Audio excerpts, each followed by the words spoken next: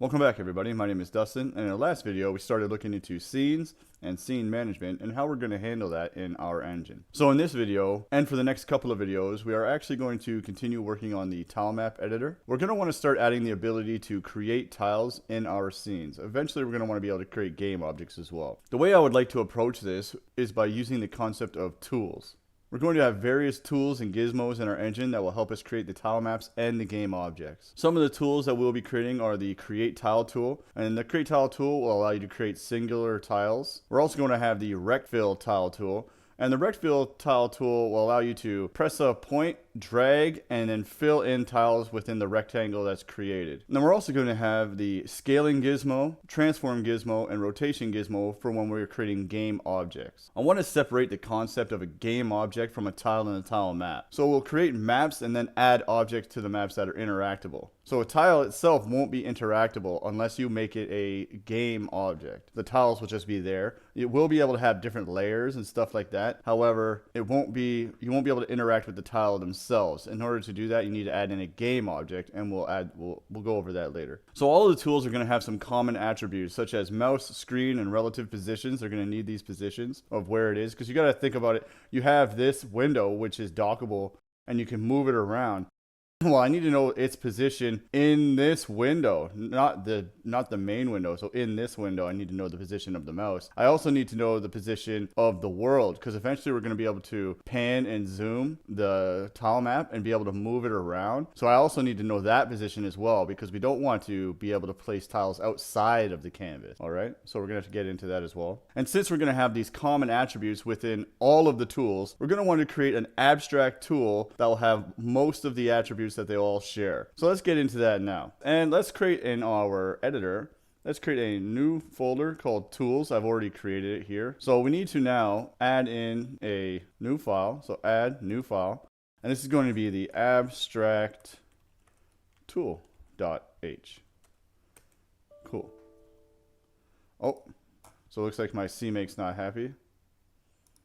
So let's configure cache. Okay, let's make sure that that got added into my CMake list.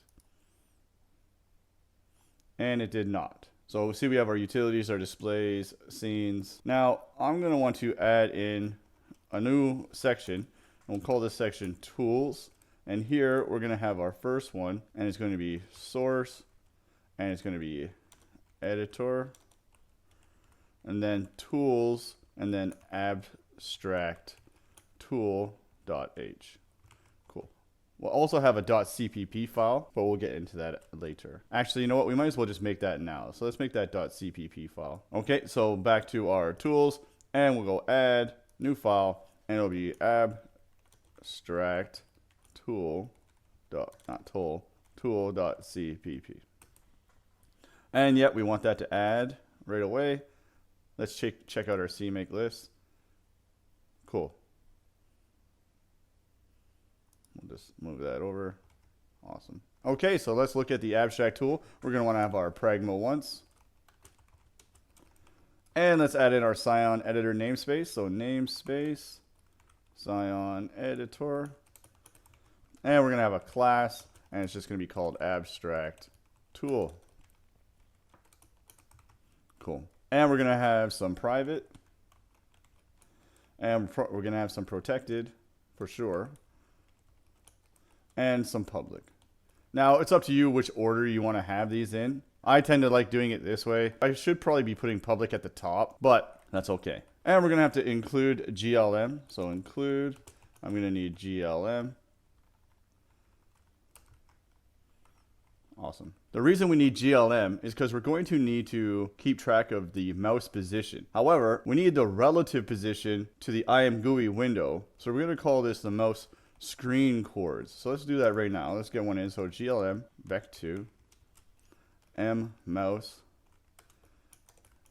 screen chords. We're also going to want to keep track of the mouse world coordinates. In order to get that, we're going to want to take the mouse screen coordinates that we got above and convert them to the world coordinates based on the Tilemap camera. So the Tilemap camera will be converting the screen coordinates to the world coordinates.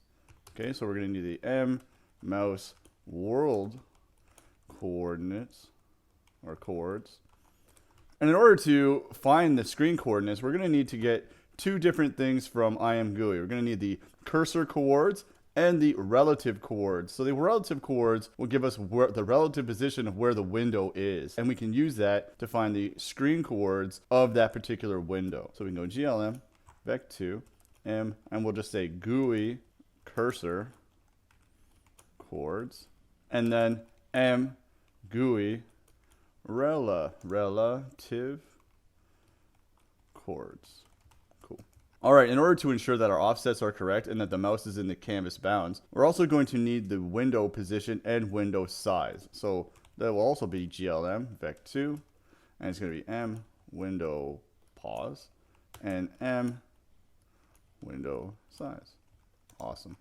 Now that we have that, we're going to need two flags, one for activated and one for if we are out of bounds. So if the mouse goes outside of the window at all, we don't want to be placing tiles or doing anything with the tools if it's outside of the specific window, okay? So we'll say bool mb activated. We don't want to be using a tool if it's not activated either. And mb out of, not if, of bounds. Awesome. So we're also going to need two private functions. One that will be used to update the mouse world coordinates, and another one that will check if the cursor has actually gone out of bounds. So let's do that. So let's say another private, and we'll say void update mouse world coords. And then we'll have another void check out of bounds. Check out of bounds. And this will take in the canvas, so we'll send in a struct canvas reference canvas. Cool. Actually, let's forward declare this at the top. Up here.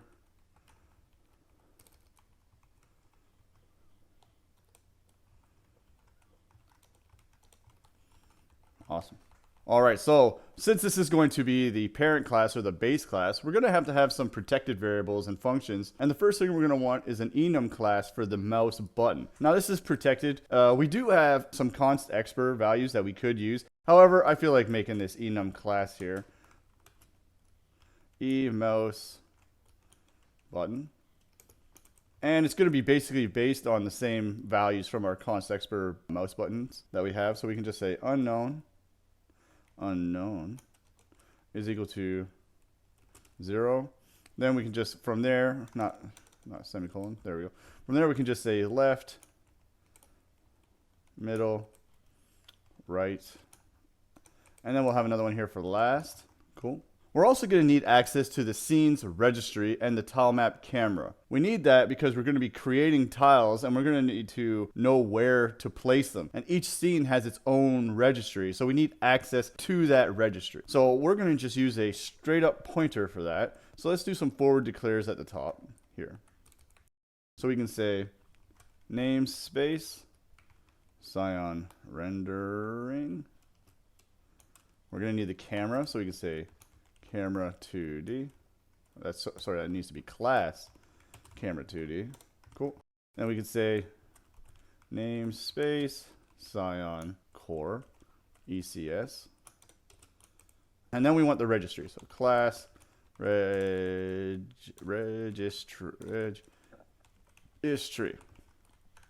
Cool. And then we come down here to our protected. So we just say Scion core ECS registry, and I just want a pointer to that.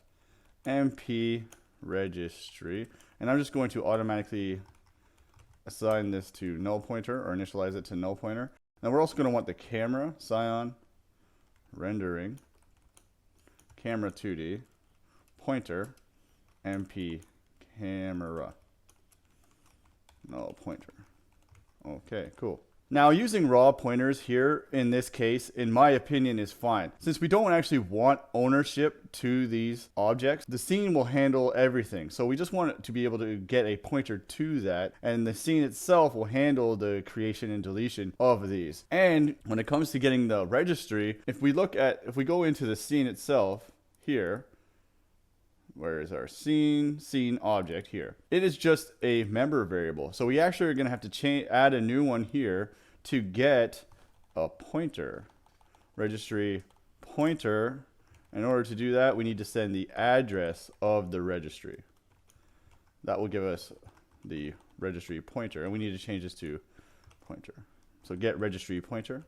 So this is sending us the address of this registry. And this should be valid because it's created as soon as the scene object is created as well. Cool. Let's go back into the abstract tool. Okay. Yeah, so anytime you see me with using a raw pointer, I know that this is just a pointer. I'm not deleting this. I'm not handling its memory. We're not creating anything here. Now we also want to create some protected functions for our mouse input. So let's go protected. And we'll have some functions here. We're going to want to get the mouse pressed, mouse released, and mouse moving.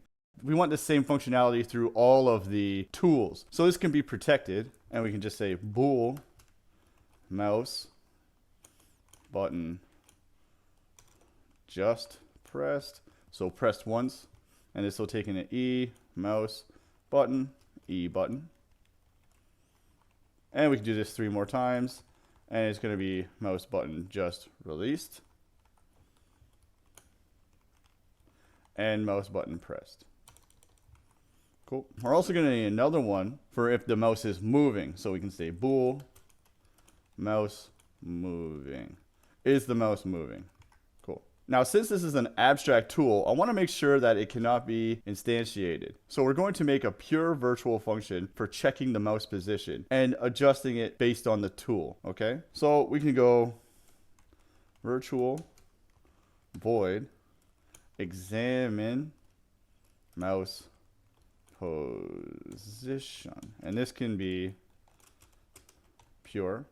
Now, the reason I want this is because each tool will be used differently, and we need to be able to make adjustments to the mouse position based on the specific tool that it is. Like, say you have a grid snap and you want to snap to the next tile or to the next location in the grid. You need to be able to make adjustments to where that tile is or where the mouse is, and we'll do that here. Okay, so let's just add a little comment for this one. This is just going to be brief, used for different tools to make adjustments to the mouse position if necessary.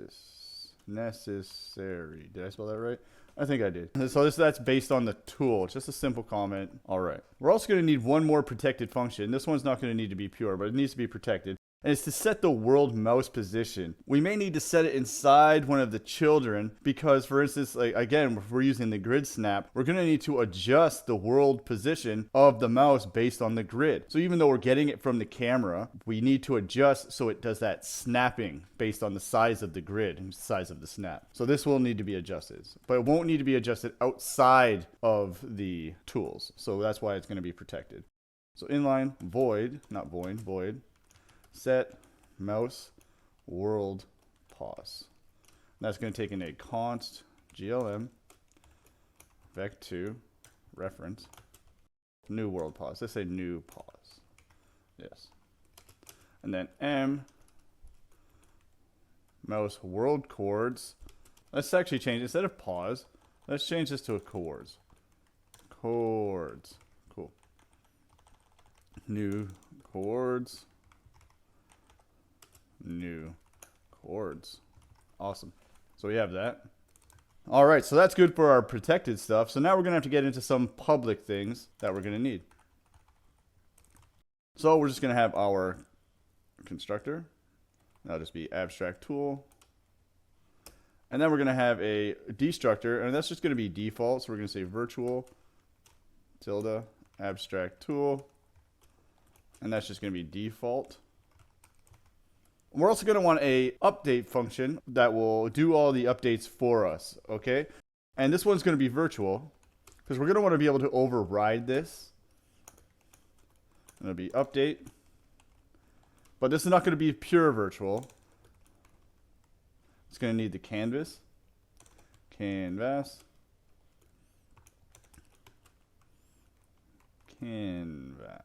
Cool.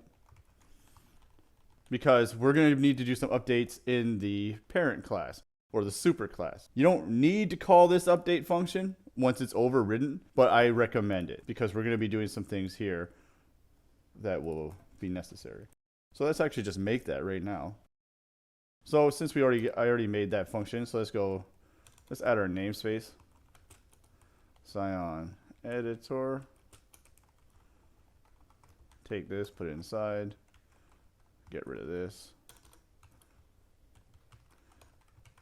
Cool. And let's go back. So we have our update function, which is virtual. And we're also going to have another function here that's for setting up the tool.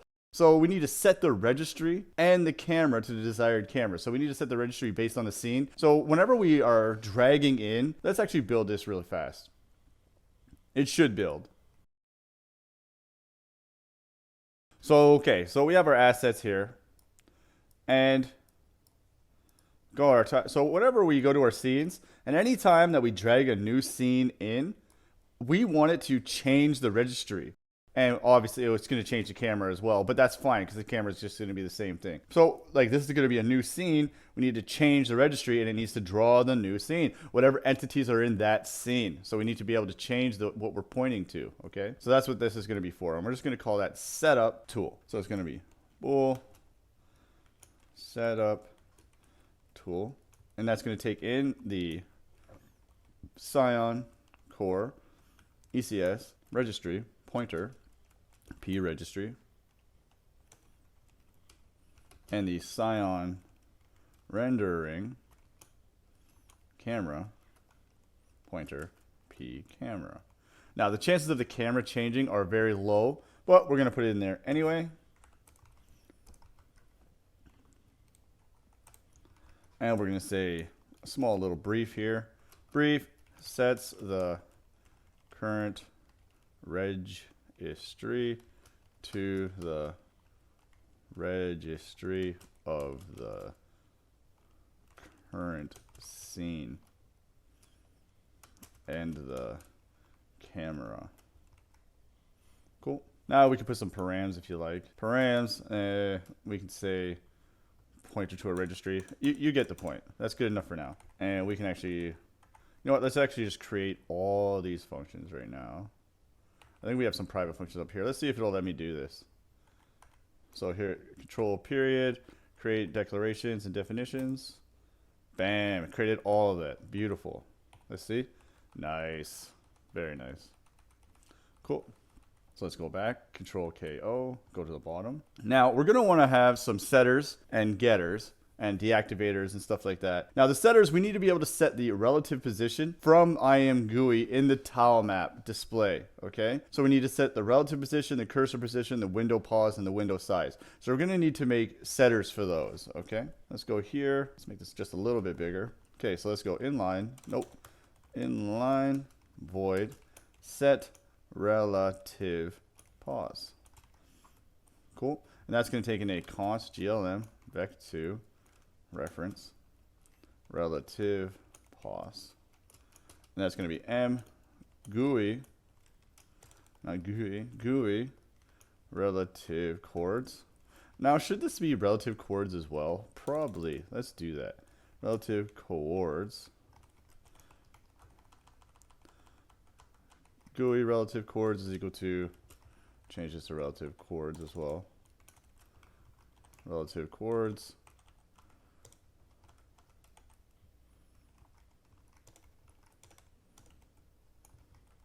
And we'll just make a few more. And we're going to need the cursor pause, so the cursor chords. So cursor, not cursor, cursor. Cursor. Cursor. Set cursor chords. Cursor. Then we're going to need the window size and the window position. So we'll say window pause. Set window size, and we need all this is from IMGUI because where the window is and stuff like that. So then we'll say here window pause, oops, copy that, change this. Oh, this needs to be changed to cursor. You guys probably caught that already. This is window pause. This is going to be window size and window window size is equal to window size. Awesome. Now we're also going to want to be able to get the mouse screen coordinates and get the world coordinates as well. Inline. And the reason why we need this, we're going to need to send in the screen coordinates for panning and zooming. So we're going to need to have access to that. We'll go over that. That's in a later video, but we'll go over that. So const glm vec2 reference get mouse screen coordinates. Now, I'm not sure if we need to send a reference here, but we're going to do that anyway. And we're going to say const return mouse screen coordinates. Might as well copy this down. So Control D. And I'll say world. Change this to world as well. Awesome. And then we're going to have some activate and deactivate. Instead of saying set activated, I'm just going to have two separate functions. So inline void activate, and what this is going to do is just going to send mb activated is equal to true, then deactivated, so we'll say false, deactivate. Cool. I think that doesn't need to have, I think we can do that, which looks better. I'm gonna, I'll put the capital and we'll change it if we need to. Then we want to say inline const bool is activated, const return and be activated. And then we also want to see if we're out of bounds. So mb out of bounds. Then we'll just say out of bounds. Awesome. Let's now go into our CPP file.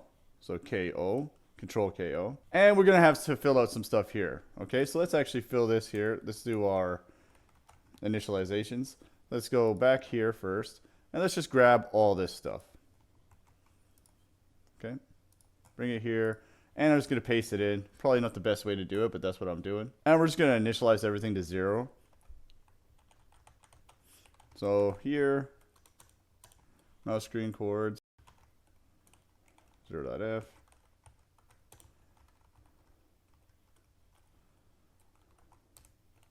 .f. This should fix itself eventually.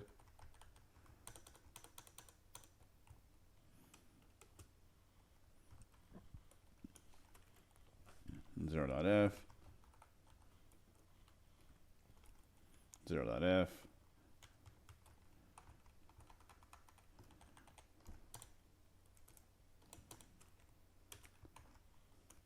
And we're just doing everything to 0 here.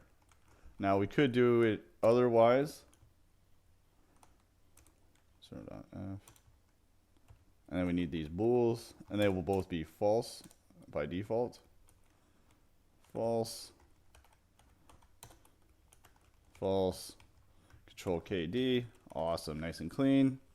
Everything's set up for us. We don't need to do anything in the constructor. We probably could have just initialized these in the header file, but that's okay. And let's just quickly look at our update function. So the AbstractTool update function, the base was actually going to check out of bounds. It's going to call check out of bounds, and it's going to take in the canvas. And then we're going to have the update mouse world chords. Cool. We should probably put a note that if overrided, brief, update the tool, if overrided, ensure to call the parent update. This will make sure the mouse world chords are updated accordingly. Cool. Just a little note for the user, and we can come back here. Let's quickly do the setup tool here, and let's go up here and add in our include. We're gonna want the logger. We're going to need a few other includes, actually, as well. We're going to need the Actually, we could probably just put this in this. Yeah. So let's get the logger. We're going to want to have include the input manager. Now, I can't remember where that is. I think it's in core, scripting, input manager. Cool. Then we're going to need the registry. That's all in core, ECS, registry. We're going to probably need the main registry. Oh, do we need the main registry here? No, we don't. So that's good. I think we're good here. Oops. Oh, and we're going to need the canvas. Now, I can't remember where we put the canvas. It's in one of these utilities, I believe. Editor utilities. Canvas, yes. So editor utilities. So include that as well. So include editor utilities, editor utilities. Awesome.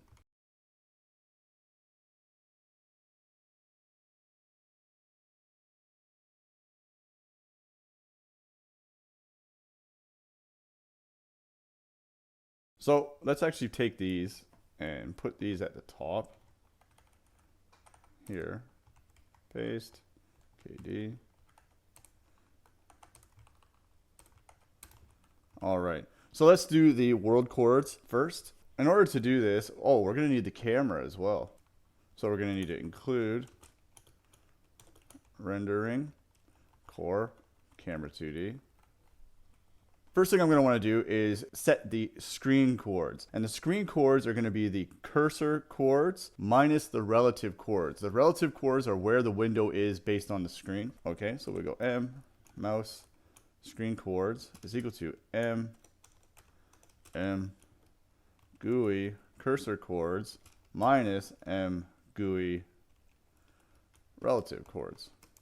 Now, we're going to check to see if the camera is valid. If the camera is not valid, well, we can't really use it. So we're just going to return. We could put an error here, but that's fine for now. And then we're going to just say M, mouse, world chords is equal to MP camera screen to world chords. And then we're going to send in the M, mouse, screen chords. Because we just set those here, now we can get the world, and that's all we want to do in this function. So the check out of bounds function, you know, I'm still tinkering with this one. I've made different changes in that, trying to make sure that it's correct. And you may find a better way to do this, but this is what's working right now. Well, you know what? We'll do this one later. Right now, we'll just keep everything in bounds. So we'll say out of bounds is false, and we'll do this one later. So this one is to do ensure bounds. Ensure mouse cursor is within desired location.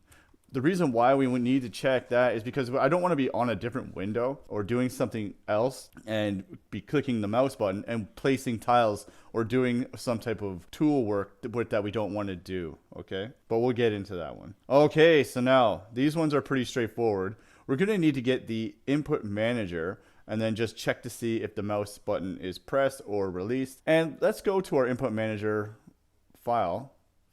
I think we can go here, F12. Cool. So our input manager is a singleton, and it should be a singleton because you're only ever going to need one input manager, something that's controlling all of your various input devices. We can actually do something with this here. We can create our define. So we can go define, hashtag define. And we're going to want to say input manager. And then this is going to be Scion core input manager get instance. Now we don't want to put a semicolon there. All right. So now that we have our input manager, we can just copy this and go back to our abstract tool here. And from here, we can go return input manager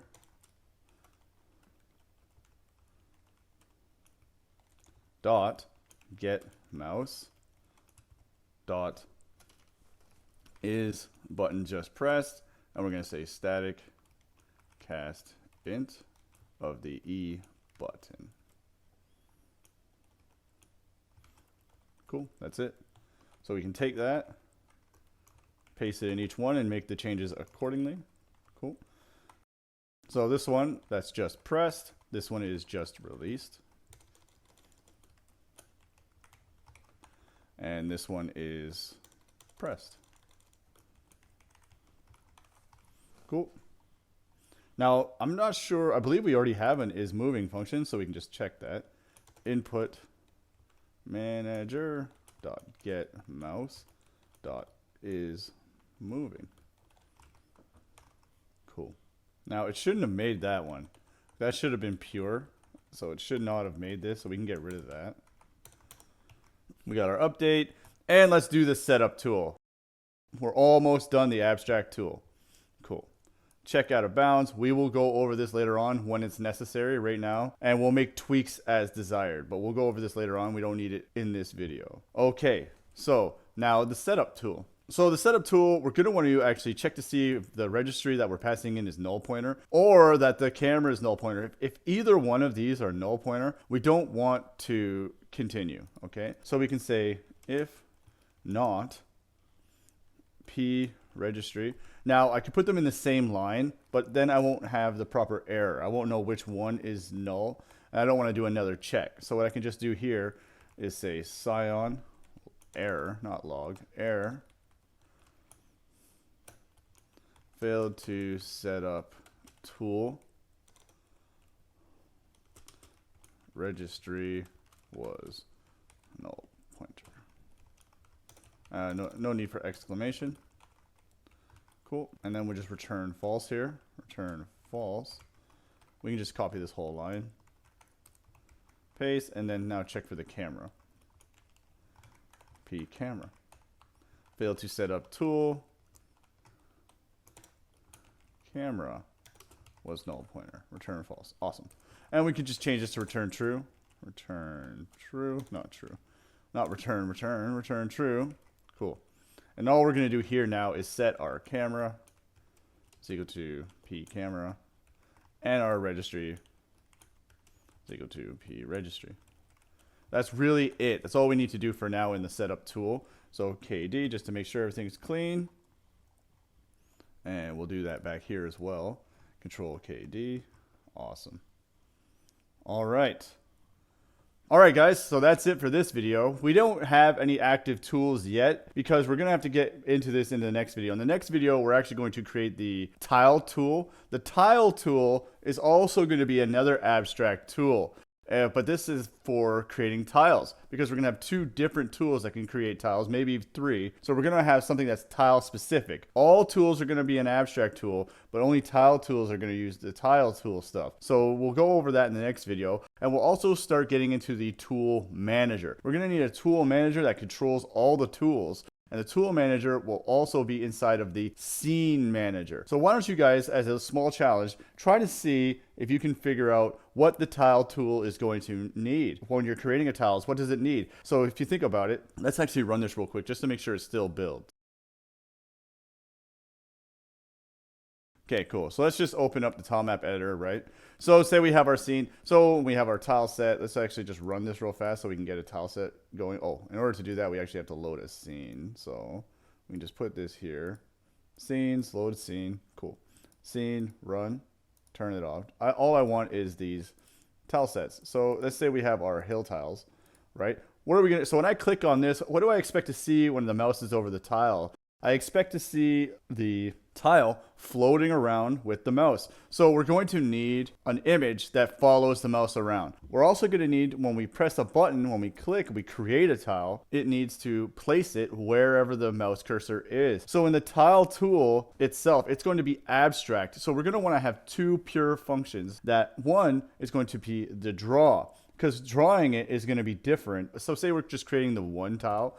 So it's just going to have the one tile, and when you click it, it's fine. But when you're doing the rect tile tool, we're going to need to be able to, when we press, that it's not placing at that moment. It's only placing on the release. And when we drag, we're going to want to have to fill in that area with all the tiles. So you're going to have to figure out how to do that as well. So we want the draw function to be a pure virtual function. And we also are going to want the create to be virtual as well, pure virtual as well, because the create's going to be different. because you're gonna have to place tiles over the whole area compared to just one single tile. I also want to have a check put in that if we're on a certain layer and there's already a tile there, it will not place a tile. So say I drag from here to here and there's tiles in the middle. Well, I don't want any of those tiles that are already there to be overdrawn. So we need to check to see if there's a tile there. And if you don't like that feature, that's okay. Maybe we'll have that feature where you can enable it and disable it. But for now, that's how I like it. So you can't just override a tile that's already there on that specific layer. So take a think about it of what we're going to do. See if you can figure out how to create the tile tool on your own. And then see if you can create a child off of that. So the tile tool is going to be an abstract tool, but it's also going to inherit from AbstractTool as well, if that makes sense. And see if you can create the create tile tool afterwards. The create tile tool, and see if you can get some tiles placing on your own. And the worst thing that happens, it doesn't work and you need to wait for the next video. Until then, no worries. Let me know if you need a hand. Let me know if you liked it. Please like and subscribe if you haven't already, and take it easy.